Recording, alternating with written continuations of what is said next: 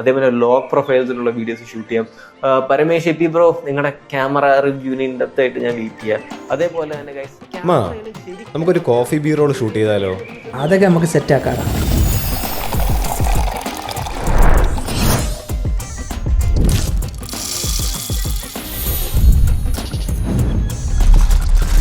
ഈ video Galaxy S25 അൾട്രയുടെയും X200 പ്രോയുടെയും ഒരു camera comparison video ആണ്. അതും പ്രാക്ടിക്കൽ സിറ്റുവേഷൻസിൽ രണ്ട് ഫോണിൻ്റെ ക്യാമറാസും എങ്ങനെ പെർഫോം ചെയ്യുന്നു എന്നുള്ളതായിരുന്നു ഞാൻ കൂടുതലും ടെസ്റ്റ് ചെയ്തത്. രണ്ട് ഫോണിൻ്റെയും സെപ്പറേറ്റ് വീഡിയോസ് മുമ്പ് പോസ്റ്റ് ചെയ്തിട്ടുണ്ട്. അത് കണ്ടിട്ട് ഈ വീഡിയോ കണ്ടാൽ കുറേ കൂടെ മനസ്സിലാക്കാൻ എളുപ്പമായിരിക്കും. മൺസൂൺ ബ്രൂവിൻ്റെ കോഫി ബീ റോള് കഴിഞ്ഞ 2 പ്രാവശ്യവും ഞാൻ ഷൂട്ട് ചെയ്തത് ബ്ലാക്ക്മാജിക് പോക്കറ്റ് സിനിമ ക്യാമറ 4Kയിലാണ്. 100mm മാക്രോ ലെൻസും സിഗ്മ 1835ഉം യൂസ് ചെയ്തായിരുന്നു ഷൂട്ട് ചെയ്തത്. ഇപ്പോൾ ഫോണിൽ ഷൂട്ട് ചെയ്യുമ്പോൾ ശരിക്കും ഒരുപാട് ലിമിറ്റേഷൻസ് ഉണ്ട്. അത് മെയിനായിട്ടും അപ്പർച്ചർ കൺട്രോൾ ഇല്ലാത്തതും ക്ലോസ് ഫോക്കസിങ്ങിൻ്റെ ബുദ്ധിമുട്ടുമായിരുന്നു. ഒരു 1000 വാട്ട് ബേബി റെൻ്റ് എടുത്തിട്ടുണ്ടായിരുന്നു. ആദ്യത്തെ POV ഷോട്ട് X200 പ്രോയിൽ ലോഗിൽ 4K 30 FPS ഷൂട്ട് ചെയ്തത്. അത് കഴിഞ്ഞ് 4K 120 FPS coffee B roll കംപ്ലീറ്റും ഷൂട്ട് ചെയ്തത്. രണ്ട് ഫോണിനും അതിൻ്റേതായിട്ടുള്ള പ്രോസ് ആൻഡ് കോൺസ് ഉണ്ട്. 4K 120 FPS S25 അൾട്രയിൽ pro video മോഡിൽ മാത്രമേ യൂസ് ചെയ്യാൻ പറ്റുള്ളൂ. പ്രോ വീഡിയോ മോഡിൽ 4K 120 FPS എക്സ്പോഷർ ടൂൾസായ ഫോൾസ് കളർ ഒന്നും യൂസ് ചെയ്യാൻ പറ്റില്ല. അതുപോലെ തന്നെ അൾട്രാവൈഡ് ലെൻസിലും മെയിൻ ലെൻസിലും മാത്രമേ 4K 120 വർക്കാവുള്ളൂ. 5x ക്യാമറ 120ക്ക് യൂസ് ചെയ്യാൻ പറ്റാത്തതും വൻ നെഗറ്റീവായിരുന്നു. പക്ഷേ 10 ബിറ്റ് ലോഗിൽ ഷൂട്ട് ചെയ്യാം. X200 പ്രോയിൽ 1xലും 3.7xലും 4K 120 ഷൂട്ട് ചെയ്യാൻ പറ്റും. പക്ഷേ ലോക്ക് സപ്പോർട്ട് ഇല്ല, 8 ബിറ്റ് ഫയലാണ്. സ്റ്റിൽ അതിൻ്റെ 3.7xലെ ക്ലോസ് ഫോക്കസിങ് നല്ല യൂസ്ഫുൾ ആയിരുന്നു. മാക്രോ ഫോട്ടോസ് എടുക്കാനും ഞാൻ X200 പ്രോയുടെ ടെലിലെൻസ് തന്നെ S25 അൾട്രയുടെ അൾട്രാവൈഡ് ലെൻസിനേക്കാളും പ്രിഫർ ചെയ്യും. അപ്പർച്ചർ കൺട്രോൾ രണ്ട് ഫോണിലും ഇല്ലാത്തതുകൊണ്ട് പല എക്സ്ട്രീം ക്ലോസപ്പ് ഷോട്ട്സും ഒരുപാട് പ്രാവശ്യം എടുക്കേണ്ടി വന്നു. എന്നിട്ടും നല്ല ഷാർപ്പായിട്ടുള്ള റിസൾട്ട് കിട്ടിയില്ലായിരുന്നു.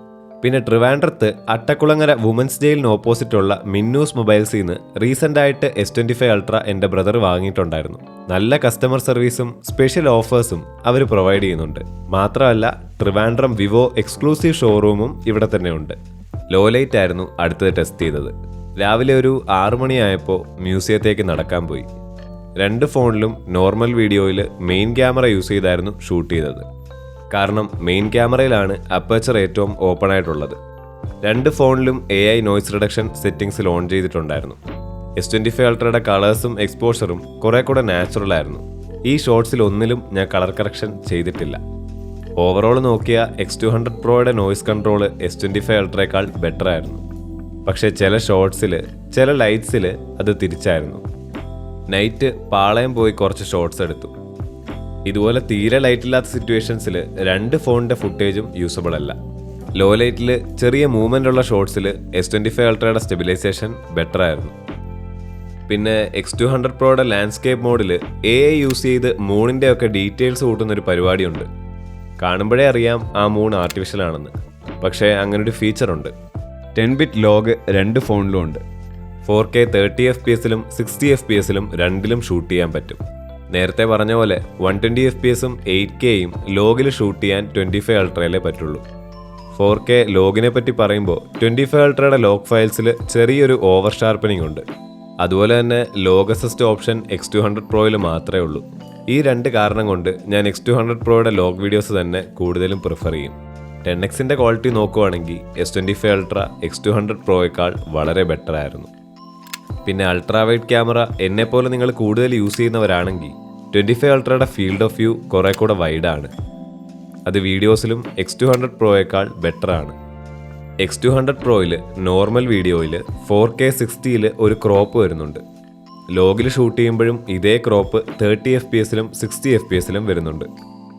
അതുകൊണ്ട് 4K 30 നോർമൽ വീഡിയോയിൽ മാത്രമാണ് X200 പ്രോയുടെ അൾട്രാവൈഡ് ക്യാമറയുടെ മാക്സിമം ഫീൽഡ് ഓഫ് വ്യൂ കിട്ടുന്നത്. S25 അൾട്രയിൽ ലോഗിലും നോർമൽ വീഡിയോയിലും 30 FPSലും 60 FPSലും ഒരേ ഫീൽഡ് ഓഫ് വ്യൂ തന്നെയാണ്. പോർട്രേറ്റ് ഫോട്ടോസിൽ X200 പ്രോയുടെ ഒരു സെപ്പറേറ്റ് വീഡിയോ ഞാൻ മുമ്പ് ചെയ്തിട്ടുണ്ട്. ഒരുപാട് ബൊക്കെ എഫക്റ്റും ഫിൽറ്റേഴ്സും ഒക്കെ ആയിട്ട് X200 പ്രോ S25 അൾട്രയേക്കാൾ അതിൽ ബെറ്റർ ആയിട്ട് എനിക്ക് തോന്നി.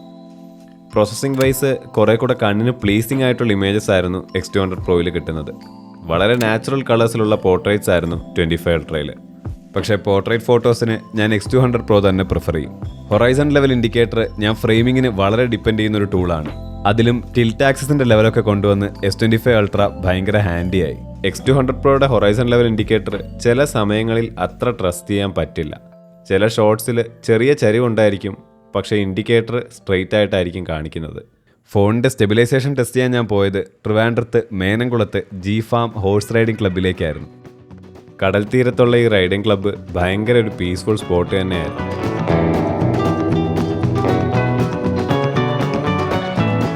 ചുമ്മാ വന്ന് ഹോഴ്സ് റൈഡിംഗ് ചെയ്യാനാണെങ്കിലും അല്ലെങ്കിൽ റൈഡിംഗ് പ്രൊഫഷണലി പഠിക്കാനാണെങ്കിലും ഇവിടെ അതിൻ്റെ ഒരു കോഴ്സ് പ്രൊവൈഡ് ചെയ്യുന്നുണ്ട്.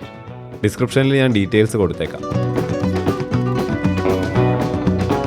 അവിടെ എനിക്ക് ഷൂട്ട് ചെയ്യാൻ പോസ് ചെയ്ത് തന്ന ജാൻവിക്കും അവളുടെ ധർമ്മേന്ദർ ഭയ്യയ്ക്കും ആദ്യം തന്നെ നന്ദി അറിയിക്കുന്നു.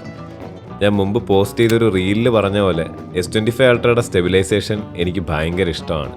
പക്ഷേ 4K 120 FPS സ്റ്റെബിലൈസേഷൻ ഇല്ലാത്തത് ഒരു നെഗറ്റീവായിരുന്നു.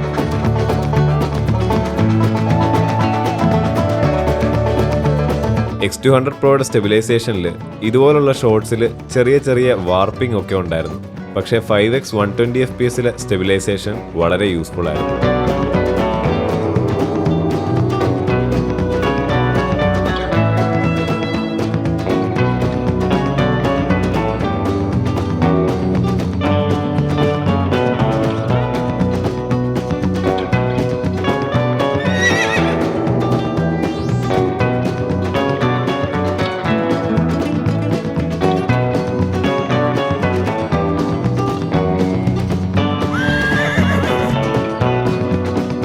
ഓവറോൾ സ്റ്റെബിലൈസേഷനിൽ എനിക്ക് കൂടുതൽ റിലയബിളായിട്ട് തോന്നിയത് S25 Ultra ആയിരുന്നു. പിന്നെ ഈ രണ്ട് ഫ്ലാഗ്ഷിപ്പ് ഫോൺസും വീഡിയോസ് ഷൂട്ട് ചെയ്യാനാണെങ്കിലും ഫോട്ടോസ് എടുക്കാനാണെങ്കിലും വളരെ കേപ്പബിൾ ആണ്. ഇതുപോലത്തെ ഫോണും ക്യാമറാസും നിങ്ങൾ ഫിലിം മേക്കിങ്ങിനും ഫോട്ടോഗ്രാഫിക്കും ഒരു ടൂൾ മാത്രമാക്കി എടുത്തിട്ട് നിങ്ങളുടെ സ്കിൽസ് ഡെവലപ്പ് ചെയ്യാൻ ശ്രമിക്കുക. ഇത്രയും സ്പെൻഡ് ചെയ്തൊരു ഫോൺ വാങ്ങുമ്പോൾ ക്യാമറ മാത്രമല്ല എല്ലാ ഫീച്ചേഴ്സും ഡേ ടു ഡേ യൂസിന് ഇമ്പോർട്ടൻ്റ് ആണെന്ന് മനസ്സിലാക്കി വാങ്ങാൻ ശ്രമിക്കുക. ഫോണിൻ്റെ ക്യാമറയുടെ കാര്യത്തിൽ ഓരോരുത്തർക്കും ഓരോ പ്രിഫറൻസ് ആയിരിക്കും. അതിന് ഈ വീഡിയോ നിങ്ങൾക്ക് ഹെൽപ്ഫുൾ ആയെന്ന് ഞാൻ വിശ്വസിക്കുന്നു. ഇതുപോലത്തെ കൂടുതൽ വീഡിയോസിന് ഈ ചാനൽ സബ്സ്ക്രൈബ് ചെയ്യുക. ബൈ.